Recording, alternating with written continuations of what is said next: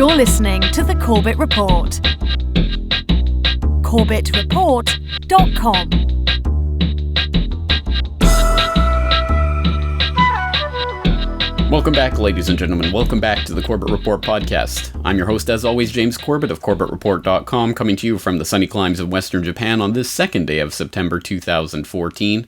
And this is another edition of Questions for Corbett, aka QFC, where you supply the Qs and I supply the As. And we have had quite a few Qs coming in lately, and not an episode of QFC in sight to dispel those Qs. So let's get to work and start answering some of these questions. And of course, as always, I'd like to remind you of the many, many ways that you can get your questions in for this podcast series, including, of course, just emailing me, just using the contact form on CorbettReport.com. You can also use the new SpeakPipe application to record an audio message asking a question for me. You can also send your emails, your questions in via Twitter. Just use the hashtag QFC.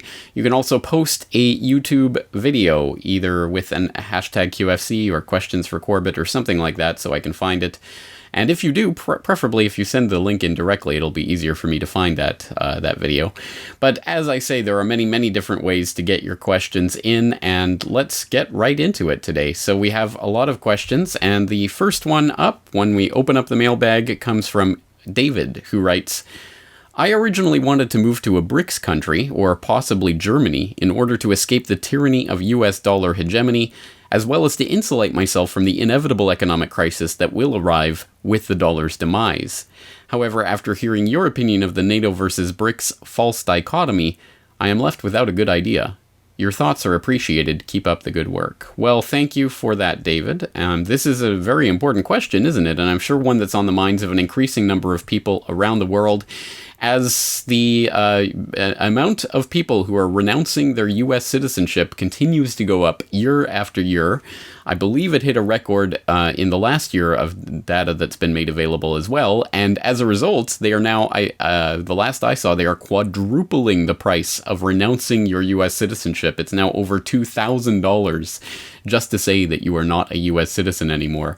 That is, that's just hostage taking, isn't it? But at any rate, there are more people who are thinking along your lines and thinking about how to get out of the country and even get rid of their citizenship because they are afraid of what's coming. And I certainly sympathize and understand that perspective. But as David writes in this, I have my own misgivings and reservations about the BRICS as some sort of savior in all of this. And specifically, people who are interested can go to an International Forecaster editorial that I wrote just a couple of weeks ago talking about the BRICS New Development Bank, the NDB, that is going to be a type of rival or complementary institution to the World Bank, IMF. And a lot of people have been talking about how this new development bank is going to, significantly change the way things function. And it's not going to be like the World Bank, which has all these conditionalities for its grants and loans and funding and aid. This is going to be a different structure whereby China and the other countries involved in the BRICS can give money to poor African nations for genuine infrastructure development and genuine poverty alleviation. None of these strings attached will dictate your policies, will dictate your economy. You must hire all of our corporations to build your infrastructure, etc., etc. So that's the idea of it. But as I posit towards the end of that essay, basically what we're being ramrodded into is the idea that there is a happy, good side to the globalization. The BRICS are going to be the good unicorn and lollipop side of globalization, and of course then America and the Washington Consensus and the IMF, World Bank, and NATO is the bad side of that globalization. And look, there's good globalization or bad globalization. Which side are you going to pick? And as always, I want to stress that they are trying to ramrod us into that dialectic because, of course, they don't want you to think about the fact that there are other ways of thinking about this dichotomy, which is not a dichotomy at all. It's not a two-choice dilemma. There are many, many different choices, one of which is decentralization. Why is it we are always posited as centralization is the only possible way that we can go? Either you sign on with this global institution or that global institution, but don't even think about trying to take power back down to the local level or even down to the individual level. Oh no, heaven forfend. So I am very wary about this idea that the BRICS are going to be a savior.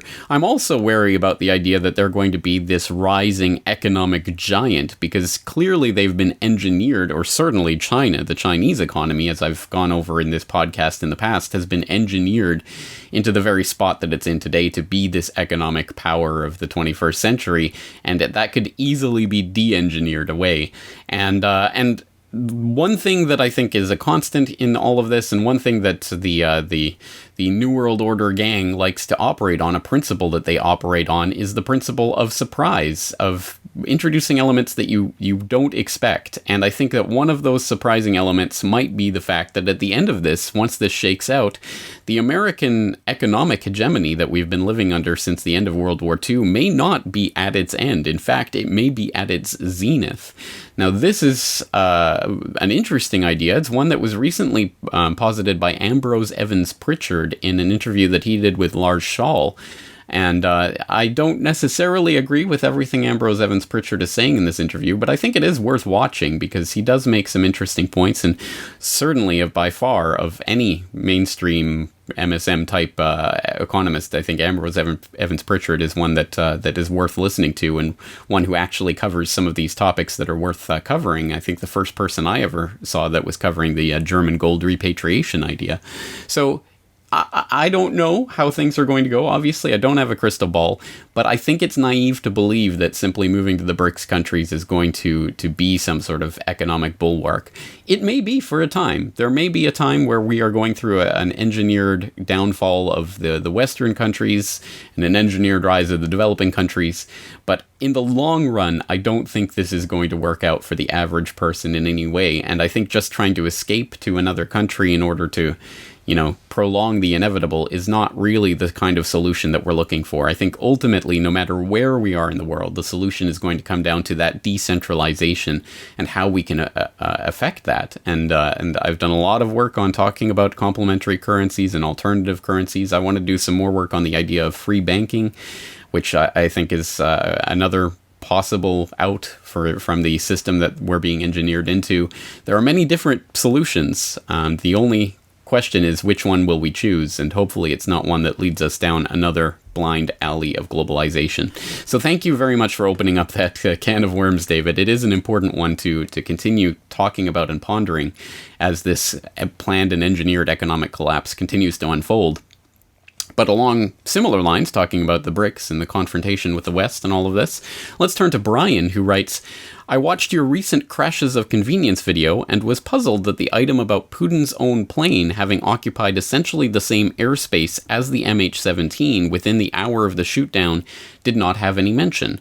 Have you discounted that theory completely? Could you indulge me with some background on that so that I may put the possibility to rest for myself?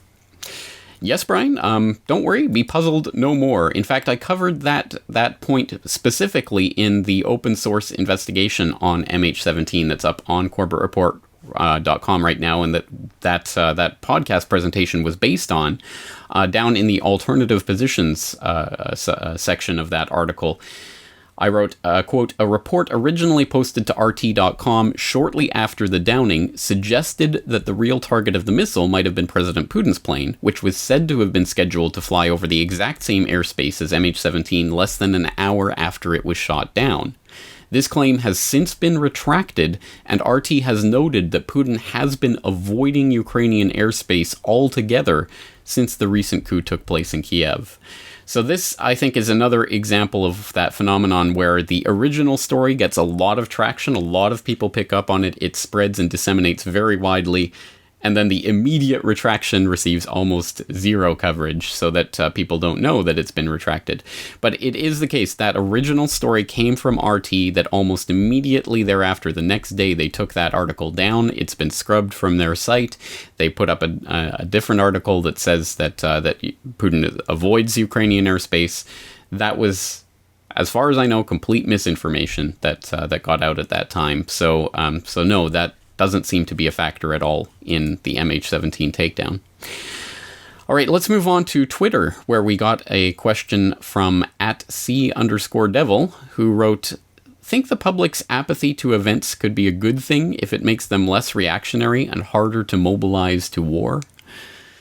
Now, this is an interesting question, isn't it? This is certainly wishful thinking. We could be hopeful that it is the case that, yes, we do see all this apathy taking place in the world right now. And of course, we've documented this and talked about it in the BFP Roundtable and other podcasts and places besides.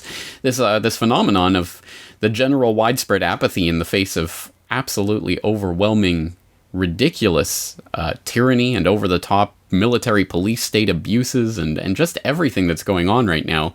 It is amazing to watch the general levels of apathy amongst the public, and unfortunately I think that's probably a phenomenon that everyone listening to this has probably documented in their own lives as they've tried to bring this information up with their friends. So it would be nice to think that type of apathy would extend into the sphere of the rah-rah rally around the flag patriotism and, when they're trying to rally us into war.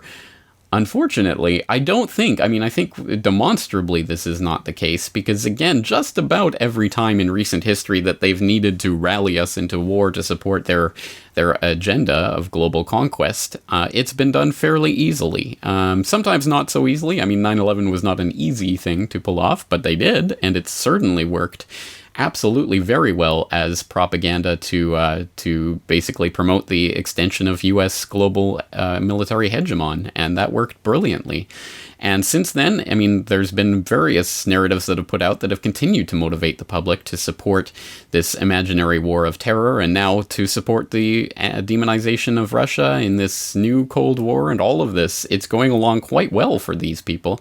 I think that the public apathy extends to those spheres where it is meant to extend to. And when people are asked to rally around the flag and rally against a demon, an enemy, a boogeyman that's been drawn up by the powers that shouldn't be, they will dutifully do so. I think that's part of the apathy, is just going along with the herd.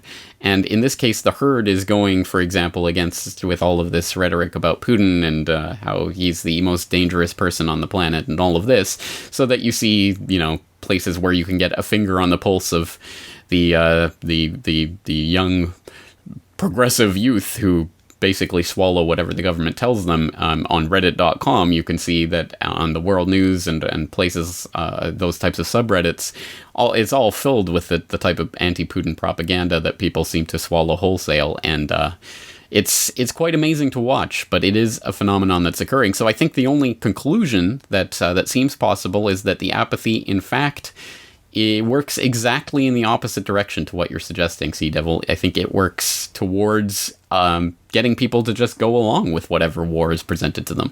Now, there was an important point in which that did not happen, which was last year's run-up to the invasion of Syria, which did not happen because there was a mass public outcry against it, and people were flooding their Congress critters' voice boxes with protest, and people were spilling out onto the streets. That's the first time we've seen that in a number of years, to that degree anyway, and it did, at least partially, I'm sure there were many other factors going on behind the scenes, but at least partially did contribute to the fact that we did not go into Syria with bombs blazing at that time. So there is hope, but unfortunately I don't think apathy is the hope, and so I think still, it falls to us, the burden of all of us out there, to spread this message of the real agenda and what's really going on, because people, again, are ultimately most likely to be motivated by self-interest, and if we can explain that it is certainly not in their self-interest to go along with this global war agenda, then we are at least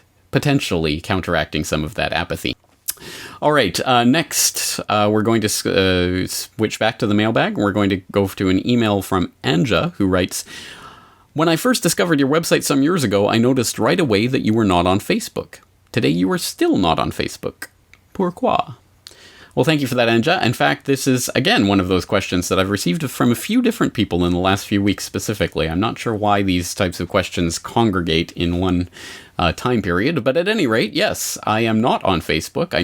I can't say I never have been. I was briefly on Facebook back in 2007, 2007, I believe, because I wanted to check out what this phenomenon was all about that all of my friends were talking about, and I almost immediately deleted my Facebook and was never back since, because I understood how fundamentally creepy Facebook is. And that was even around the time of the start of the Corbett Report, before I was even well researched into these areas, but I immediately understood what was creepy and not right about this. But this has been said in many different ways. I've had different media out there talking about this. I'll refer people, for example, to a Last Word video report I did called Facebook and the End of Privacy.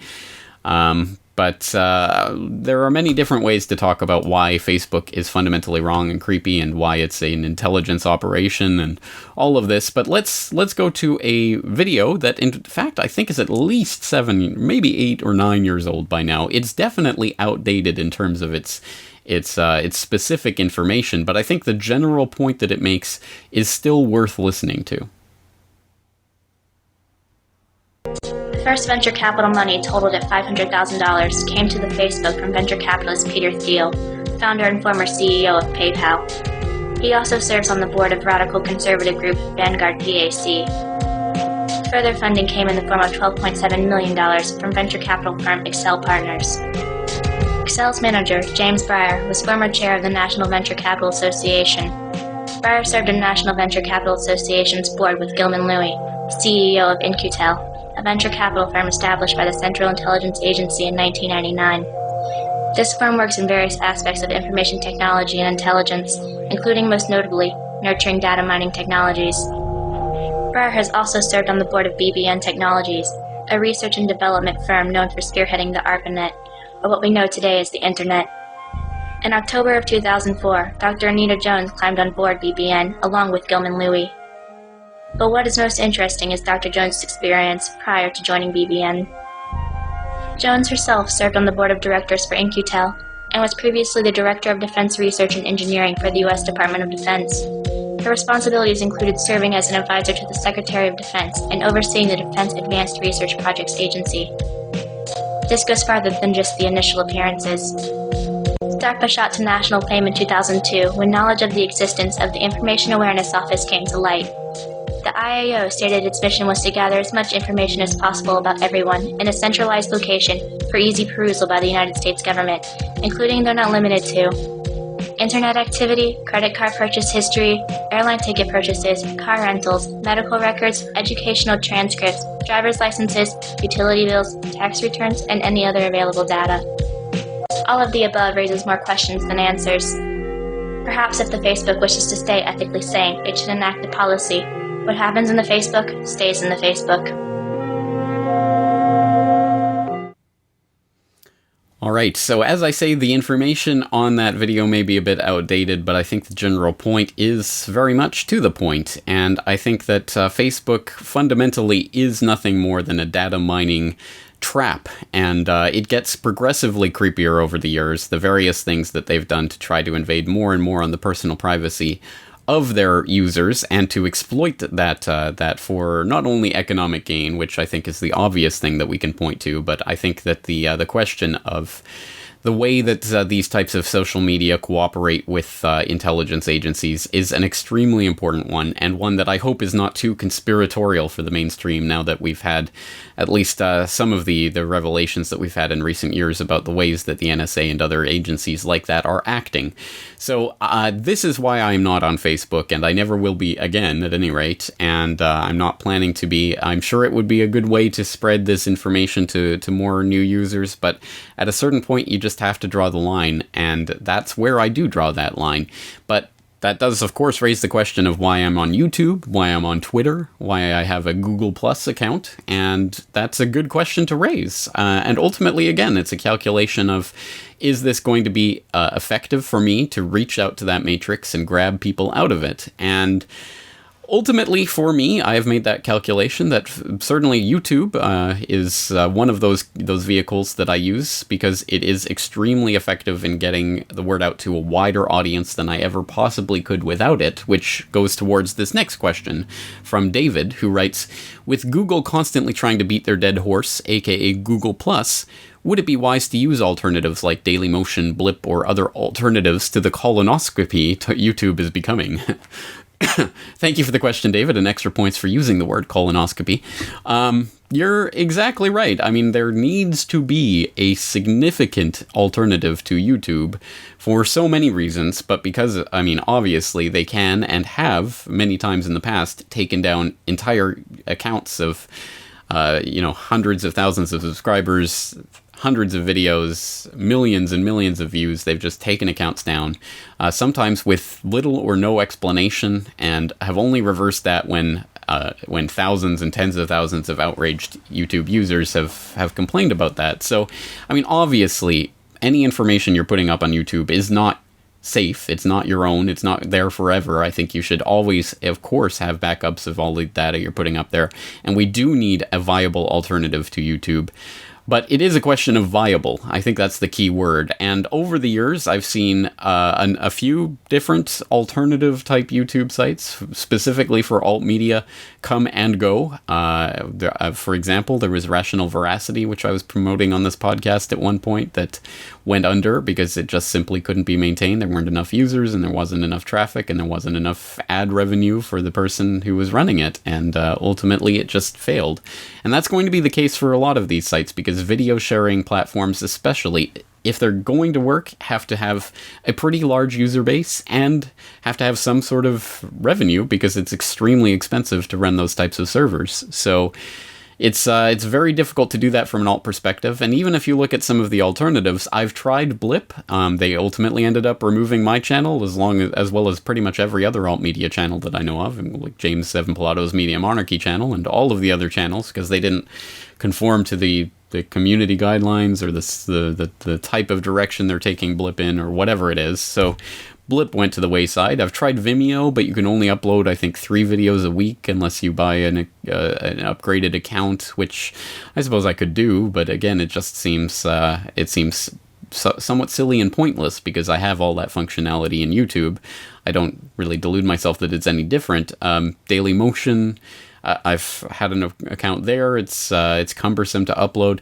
All of these things are not ideal solutions, and I think that the number one point of why I'm still on YouTube is that it is where the people are, and it's one of those chicken and egg questions. How do we move the people without moving ourselves off YouTube? And if we move ourselves off YouTube, we'll lose access to all those people that we want to convince to move off YouTube. So it is a conundrum, and I don't pretend that it's an easily resolvable one, but here we are. So I'm always open to suggestions and ideas, but so far, I think that it just makes more sense to be in that GooTube matrix. And I'm in it personally because I myself am consciously making the conscious decision to go in there to put this type of information out there. I certainly don't recommend anyone to create a YouTube account or a Google Plus account in order to just browse or use YouTube normally. I mean, if you're going to put out truthful information, this is the place to do it, and you can potentially reach millions of people. I have nearly 20 million video views on YouTube right now, which is just an astounding figure, and one that I never would have even approached if I had confined myself to Dailymotion or Blip or what have you. So again, it's a place to reach out and to hopefully unlock some minds and get some people, get some minds opening and flowing, and get people out of that matrix. So it's a tightrope to walk, and at some point I think there will have to be an exodus from YouTube. It's just a question of when and how. And maybe that will be decided for me when they suddenly yank my account for no good reason. All right, well, moving right along, we'll go to Art, who has an important question. He writes, a bunch of people that I have a continuing argument about 9/11 with... and specifically WTC Building 7. Sorry, that sentence is incorrect. Okay, anyway, they claim the building came down due to structural damage to the building from the North Tower. I'm enclosing a picture that does show damage to the corner of WTC7. My argument is that from the picture there's no evidence of structural damage, and secondly, if that was the cause of the collapse, why didn't WTC7 come down that morning, and since the damage to the building was asymmetrical, then why did the building come down symmetrically 8 hours later? Finally, if structural damage did bring down the building, then why was it not given as the cause in the NIST report? Okay, a very important question. As I say, this is important because this is something that it's an old canard that continues to come up. But I think the key point is what you mentioned at the end of that question, Art, which is that this is not in the NIST report. The NIST final report was released in November 2008. And I'll put a link into the press release so you can go and download the report itself and watch the video presentation that NIST gave at that time. But the key sentence from that press release about the final WTC7 investigation is, quote, heating of floor beams and girders caused a critical support column to fail, initiating a fire-induced progressive collapse that brought the building down. It was fire that, according to the official story, brought the building down, not the structural damage. Ultimately, NIST concluded that structural damage did not have anything to do with the actual initiation of that collapse. So that's an important part of this because, again, people will bring up that photo. Still, it continues to circulate, even though there are questions about that photo. And I will throw a link into a 9/11 blogger thread about that photo and debunking that photo. Unfortunately, every single photo in that 9/11 blogger thread has since been removed. It's 7 years old. All of these files have been deleted, or they're old or out of date, or the links aren't working anymore. So unfortunately, this is another thing to keep in mind about the web, is that just because it's up on the web today does not mean it will be up on the web tomorrow or 7 years from now when it might be useful. But anyway, at any rate, I was on that thread 7 years ago. I do remember it, and it certainly, at the time, I remember they showed the comparisons of different photos of WTC7, etc.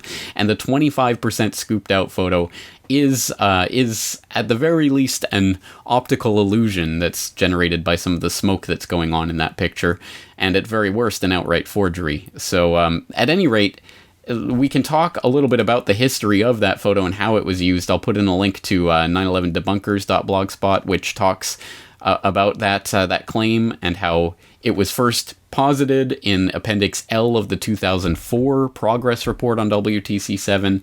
Shyam Sunder mentioned it in the Popular Mechanics debunking article in 2005. It was eventually retracted, and now it's not even mentioned at all in the NIST final report. So that goes some ways towards telling how important that structural damage was, i.e. not even NIST claims it was important. So that's the first thing to bring up to your friends. NIST doesn't say that had anything to do with the collapse. Secondly, I think we should look at what NIST actually does say brought down the WTC7, the fire-induced collapse. And a couple of things to say on that. First of all, please remember that the model that they used to model the initiation of that collapse, and the model itself is just ridiculous when you look at the visualization of it and expect to believe that somehow explains the full progressive, beginning at freefall gravitational acceleration collapse of the building. It does not go any way towards that, I think. But at any rate, the data behind the model is completely 100% classified. Literally classified. The public is not allowed to see it. And once again, this is a point I make in the 9/11 conspiracy theory video. I'll throw the link in here as well to the actual response that NIST gave to a Freedom of Information Act request for the data that went into the building of that model, in which they say that it might jeopardize public safety if the public know about what data they used in that model. Therefore, NIST will not release the data. So that model is worth exactly what goes into it. And since we are not allowed to see what magic pixie dust went into the back end of that model, it is worth absolutely nothing. It tells us nothing whatsoever about the collapse of that building. So for a true, really in-depth investigation of what NIST claims about WTC7 and why it's a lie, I will wholeheartedly recommend the work of Kevin Ryan, who has really done the yeoman's work of really dissecting the WTC7 report and really exposing it for what it is. He did an interview on the Mind Renewed podcast recently that I'll link people to, which is, I think, a pretty good conversation about the claims about the WTC collapses. And I will also include a link to a pretty comprehensive 1 hour video presentation of Kevin Ryan's presentation about the collapse of WTC7 and what NIST claims about it. That, again, it's pretty thorough, and it goes through it point by point, and I think does a very good job of debunking some of the NIST silliness. I mean, it's just, there are stronger words to be used, but let's keep this family friendly. So, yes, absolutely, 100%. There are good arguments to be made why NIST is full of it on WTC7, and the structural damage has nothing to do with it, even by NIST's own investigation. So again, a very important question, especially coming up to the 9/11 anniversary, where these types of questions will probably be kicked around once again.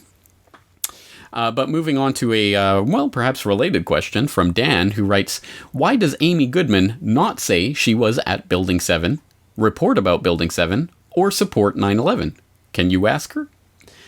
Thank you for that, Dan. Yes, many people might not know this, but Amy Goodman was there live on the scene when WTC7 collapsed. There is footage of her there, so you can see that online. So you think she might be a little bit curious as to what happened while she was there on the ground in New York that day, but well, maybe not, because of course Democracy Now! Does not cover 9/11 truth.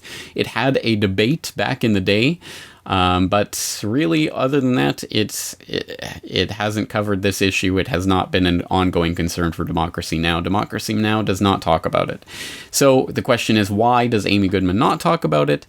And can I ask her about this? Well, of course not, because I have absolutely no connection to Amy Goodman, and she wouldn't give me the time of day at all, because who am I? I'm just some blogger on the internet.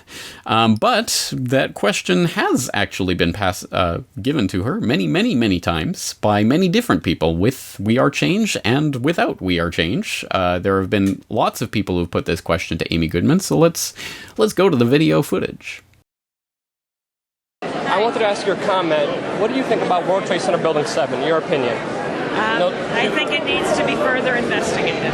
One of my colleagues asked you a while ago what you thought about World Trade Center Building number 7, and you said you thought it needed further investigation. And I was hoping you could let us know why you think it needs a further investigation. I think everything needs further investigation. Specifically Building 7, anything about it? I think we have to get a complete investigation of what actually took place. So you don't feel like 9/11 was completely investigated by the 9/11 Commission? I think it does need. I don't think the 9/11 Commission did enough. You know, the group of citizen journalists who, actually put together a lot of the independent investigation that you support on 9/11 has been attacked, ignored by The Nation magazine, by Mother Jones. What do you think about that? I just think that it needs to be investigated, and we, and we'll continue to look at the issue. But I have to. All right, but Amy, okay. it has Thank been you. investigated, and now we have peer-reviewed journal papers of the evidence that the buildings were blown up. So now it's time for you to do your job and have the people on, please.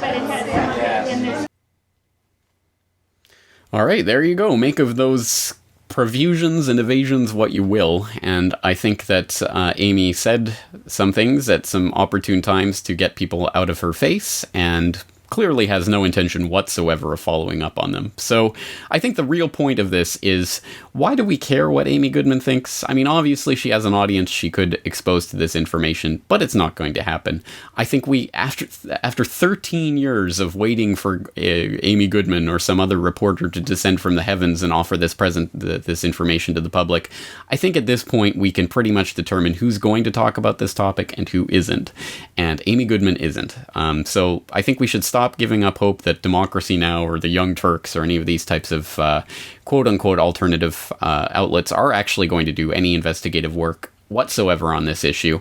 And instead, we're going to have to take it again into our own hands, because, again, as the commander-in-chief once said, we are the change we're looking for. So stealing some of the thunder, I think, from We Are Change itself in the process with that phrase. But anyway, again, I just don't think we can sit around and twiddle our thumbs and wait for this to be covered in one of those quote-unquote alternative media outlets, because, again, it doesn't even mean that these are evil people plotting to scheme and to help the New World Order and take over the world. These are just career journalists who know that their career would be over if they talked about this too deeply, so they don't. And again, that's the way it works. So let's stop thinking that it will ever be otherwise. But again, this is a new paradigm, a new era. We have open source journalism. We are blazing a new trail. We do not need Amy Goodman. We do not need Democracy Now! We do not need any of these outlets. And that's not to say that we can't celebrate the good work that they do and use the good work that they do. They do some good work, so let's not throw the baby out with the bathwater, but let's just not rely on them for reporting about 9/11. or some of the other topics that we talk about here. All right, speaking of which, let's move on to a completely different topic, by a question that we received via SpeakPipe, the application that allows you to record a question for me. And this one comes from Tony. I wonder whether it's possible for you to comment on the inclusion of secret societies into all forms of power, i.e. the financial powers run by secret society members like the Rothschilds. The media, look at the logos run by secret society members. Governments, clearly run by secret society members. So, with this in mind, it would appear that if we need to know the truth about our situation, it would be the secret societies and their agenda that we would be looking at. So, anyway, there's my deal. I would ask you, if possible, to do an article or a piece on the secret societies and your point of view. All right, thank you for that, Tony. And don't worry, there are numerous resources on the occult and secret societies up on CorbettReport.com. I'll just run through a few of them. Of course, we've talked about the Bohemian Grove back in episode 42 of the podcast. Episode 93 was about Skull and Bones. Episode 137, we talked specifically about signs, symbols, sigils, logos, and those types of occultic references in the mainstream. There was an episode of Corbett Report Radio on religion and the New World Order, and I did an entire eye-opener series at the beginning of 2013 talking about secret societies, and culminating in an episode that I hope people will watch or rewatch called Solutions, Defeating the Secret Societies. So this is clearly something that we've talked about many times. I think for my latest thinking on this matter, probably the best place to go would be the recent Beard World Order episode on how Bilderberg works and institutional analysis, where I put forward what I really think these secret societies are, what they're functioning to do. And I think there are multiple levels and layers depending on the audience for this information, right down from the general dumbed down public all the way up to the actual members of these secret societies themselves. And I think even within the secret societies, there's stratification between those members on the periphery, those members towards the interior, and then those in the very center who are puppeteering all of them. I think there's a lot going on here, and a lot of it plays on psychological factors. The fundamental key psychological factor that is very effective, because I think it works on almost everyone, is the idea of holding out information on people and suggesting that they can get more if they work harder and work farther and work their way up the ladder. You can find out the truths, the hidden truths, the secret truths at the core of this. It doesn't even matter if those secret truths exist. Simply using them motivationally to keep people working towards your agenda can be exceptionally effective, and I think that's how a lot of these groups do work. And it's very, very insidious because, again, so many people are motivated by curiosity. So I think there's a lot to be said. Again, there's a ton of different resources. I'll put those links that I mentioned specifically in the show notes so you can go and explore those issues. If anyone has any specific questions about any of these secret societies, I'd be happy to answer that as well. Let's move on to Chris, who has a quick, simple question. Do you use PeerBlock? Quick, simple answer, no, I don't. If people are interested in what various types of tools and add-ons and programs that I use in my own work, they can go to an episode of Corbett Report Radio number 208, Solutions Hacking the Matrix, where I talk about some of the various add-ons and things that I use to do my own web surfing. If someone wants to... Well, I to be honest, have either never heard of PeerBlock or have never really been introduced to it. If someone would like to tell me why I should be using it, I'm all ears. Let's move on to the next question. We have one coming in from Matt, who writes, James, what do you think of the Zeitgeist movement? Is there a term you use for your worldview? Thank you for the answer, Matt. I think there's a couple of places where I've articulated my general misgivings about the Zeitgeist movement and its associated Venus project. For example, Against Utopia, an edition of the Last Word video series, and episode 217 of the podcast, Against Technocracy, I think are very much to the point of dispelling the idea that the resource-based economy is truly something new, different, or revolutionary. In fact, this has been talked about for at least a century, the idea of having this scientific way of trying to decide how to run the economy. And a lot of the very same ideas were talked about in the technocratic movement of the last century, including the idea of using energy as a form of currency, of resource to be exchanged.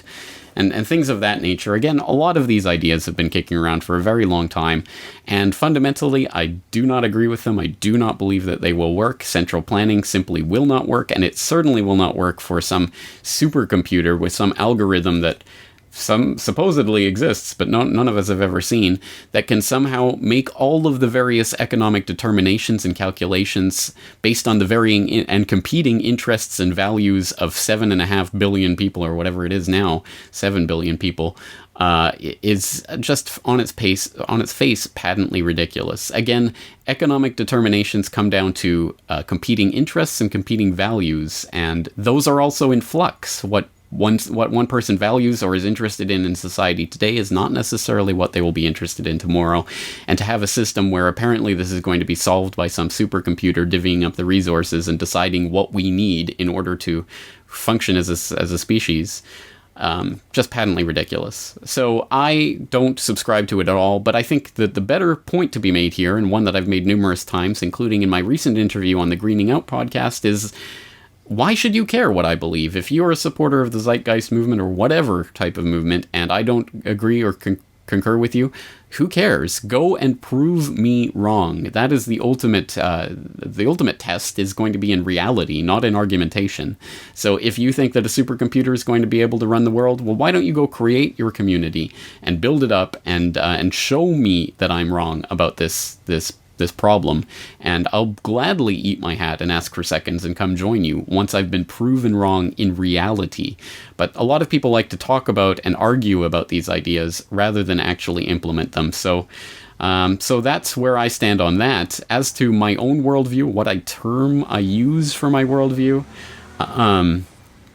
freedom would be the best term, single word, I guess. Obviously, it's a loaded term, so as less of a cop-out, I use the voluntarist label. I think just free and peaceful interactions between human beings is going to be the way forward for us as a species. Either that or we perish. I really do think of it in those terms. Either we will find a way to live with the fact that people will disagree with us and people will want to do their own thing and other people will do things that we disagree with. And as long as they're not infringing on us, who are we to tell them what to do? Again, that's a very difficult thing for human beings to be able to process. And until the human species collectively comes to that understanding that we have to be able to leave people to do things, even things that we disagree with, in their own space, in their own time, to themselves, then until we start to get over that mindset that we must control everything and everyone must agree with us, everyone on the planet must be in conformity with our wishes, until we can get past that childlike urge, we are on the risk of global extinction, and that will continue as we continue to creep towards the precipice of a third world war and all of the craziness and zaniness that comes from basically continuing to abrogate that fundamental free and peaceful interaction between human beings that, again, I think is the only way forward for us as a species. So that's a long response to a simple question. But at any rate, let's move on to the next question. Minty writes, do you have a list of the news outlets or websites that you'd like to speak to? If not, who are the top 10 people that you'd like to interview you? Thank you for this, Minty. This is in response to my call in recent weeks for people to write into your favorite podcast or radio host and ask them to have me on to talk about the Federal Reserve documentary. And I do want to thank everyone who's taken 90 seconds out of their day to do that. It really does make a difference. And for example, we were recently on usawatchdog.com, I think as a direct result of people out there basically pestering Greg to have me on. So I do appreciate it. It really does help.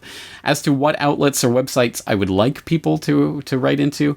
Again, I want to leave it up to you guys out there, because obviously you guys will be able to discover all sorts of radio shows and podcasts that I don't even know exist. So I'm happy to have that. But obviously, I mean, I think there are some obvious candidates out there, whether that be a Red Ice Radio or Breaking the Set or a Tom Woods show, or anything that you think is in the ballpark of what I'm doing and what I'm talking about here.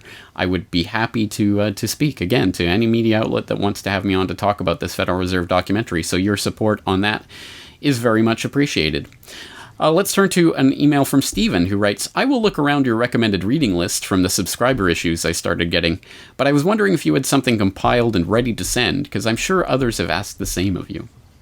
Well, you are absolutely right about that, Stephen. Many, many people have asked the same of me, and in fact, just in the last month or so of this last QFC period, I've had a few different people writing in asking for a reading list, and it's funny the regularity with which I get this question. I think we've even covered it in a previous Questions for Corbett, but we'll cover it here again. In the previous Questions for Corbett, I took the cop-out response, which isn't really a cop-out, of saying there's a reading list in every single episode of every podcast that I do, and in most of the interviews that I do, actually, as well. Most of the work that I do has a reading list of tons of links to different sources, articles, reading resources, all sorts of things on there. So the best thing to do, if you have a specific topic that you want recommendations on, please just type that search term into the search bar on corbettreport.com and click on whatever related podcast or whatever comes up. I guarantee you there will be some information there. As long as I've covered the topic, there will be information that you can click on, and trust me, the amount of things that I've linked to would take any normal human being a very, very long time to ever possibly read. So there's tons and tons of information linked up on Corbett Report right now. And that's truly the best way to go about doing it. Find a topic you're interested in and search that way.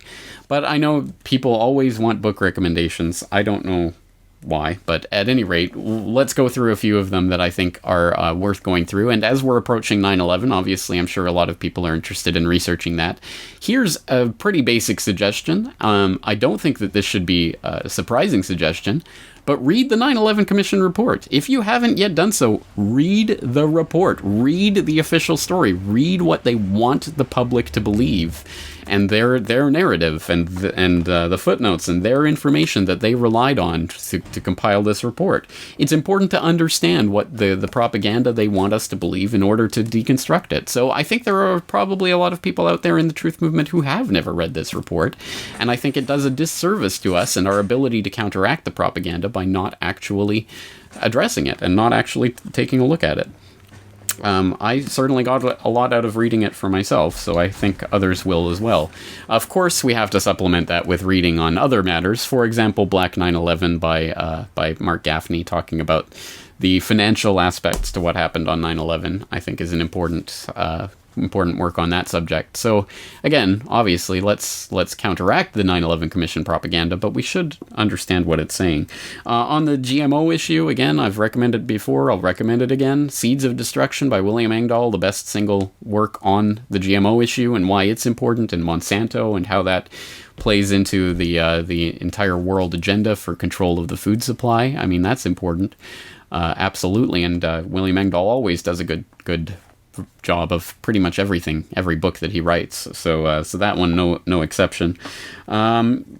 In the listening to the enemy vein, like in the 9/11 Commission report, why don't you go and read Machiavelli's The Prince? It's often talked about, often cited as one of those foundational works for a New World Order type mentality of complete, Machiavellian thinking of how to manipulate and strategize in order to gain power and to rule over people. Why not go to the source and read it for yourself so you know exactly where that's coming from? The CFR, if you're interested in the CFR as a type of secret society, not so secret, kind of a public secret society, and how it functions and what it's done in the past. Again, the best single volume on that you'll ever find, The Shadows of Power by James Perloff, and you can follow that up with our interview on this book. Again, extremely important book, and James Perloff has done a number of presentations that are widely available online on this, so absolutely important information in there. A highly recommended book.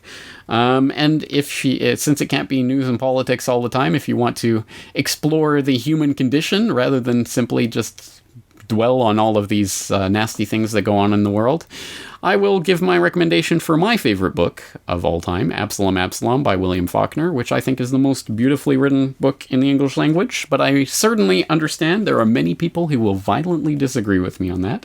So if you do not like literary type works, don't bother reading this. But if you do like literary books, I think, for my money, Absalom is the best book in the English language, and that's a pretty bold claim, but I'll make it nonetheless. So there you go. There's some recommended reading. Again, there's a million other books that we could recommend, but it depends on the topic. So again, please do search each individual topic via the website. Okay, we are running completely out of time. We're actually over time. So let's wrap this up. Again, as always, I just want to wrap this up with a positive note. And this time we'll go to a positive note that we didn't get to last time, but I'll throw it in here from Garrett, who writes, I live in a college town that has just started to burst at the seams with the truth movement, and I feel all they need now is to be exposed to level-headed information. Your work has inspired me to host the next March Against Monsanto, the Global Reddit Service Day in October, and Students for a Sensible Drug Policy Festival in my town. Later this year, a libertarian organization I am a part of is starting up an all-local radio station that will also post to the internet. I know it's quite a stretch, but I was going to ask you later down the line if you would be willing to do an interview when it gets up and going. All right, thank you for that, Garrett. It's awesome. It's always awesome to hear about people taking this information and spreading it and getting involved in actively organizing and doing things and getting people interested and motivated and taking part in marches against Monsanto and all of these things. It's always great to hear that. So my hat's off to you, Garrett, for getting involved in that. Of course, I'm happy to be on a guest on whatever podcast or radio show anyone out there wants to start up. I'm always happy to do that. It can be difficult to schedule me sometimes, so you'll forgive me, but I will do my best to be on, and I'll be on with you, Garrett, as if that's possible as well. As a slight update to this, since the time that Garrett wrote that original one, I've come to understand that radio station, surprisingly enough, got bogged down in licensing and bureaucratic red tape, so that it looks like it's not going to go ahead after all. So Garrett's just decided to pluck up and start his own podcast. So again, I'll be happy to be on Garrett's podcast when and if that eventuates somewhere down the line. So again, my hat's off to people like Garrett who are taking this information and running with it, because that's the only way it will truly spread. So I think we're going to leave it on that note, an optimistic note to leave things on. Once again, I do appreciate all your questions. Keep them coming in. I do apologize if I don't get to your question in particular. It's just we have a limited amount of time to work with. But I do appreciate all the questions and comments that do come in, and I'm looking forward to talking to you again real soon.